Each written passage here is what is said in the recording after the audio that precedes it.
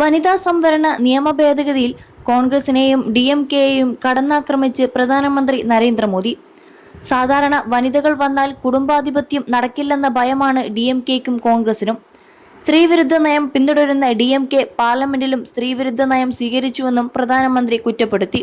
കോയമ്പത്തൂരിൽ നടന്ന NDA തെരഞ്ഞെടുപ്പ് പ്രചാരണത്തിലാണ് മോദിയുടെ രൂക്ഷ വിമർശനം. വലിയ വിഷമത്തോടെയാണ് നിങ്ങളുടെ മുൻപിൽ നിൽക്കുന്നതെന്ന് പ്രധാനമന്ത്രി പറഞ്ഞു.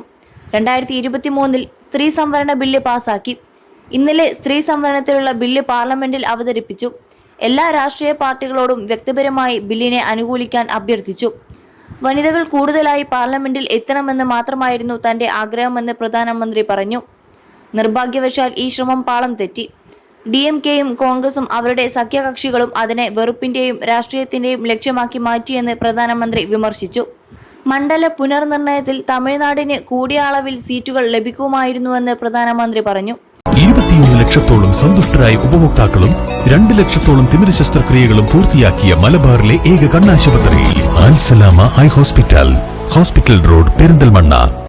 കറുപ്പ് വസ്ത്രത്തിനുള്ളിൽ DMK ചെയ്ത കുറ്റകൃത്യങ്ങൾ മറച്ചുപിടിക്കാൻ സാധിക്കില്ല. ജനങ്ങൾക്ക് കൃത്യമായി കാര്യങ്ങൾ മനസ്സിലായിട്ടുണ്ട്.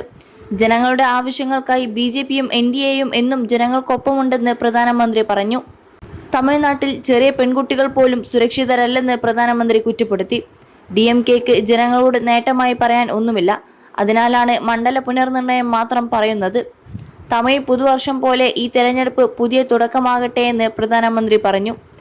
തമിഴ്നാട്ടിൽ NDA ഇൻ DMK ഔട്ട് ആയിരിക്കും നടക്കുക എന്ന് അദ്ദേഹം പറഞ്ഞു.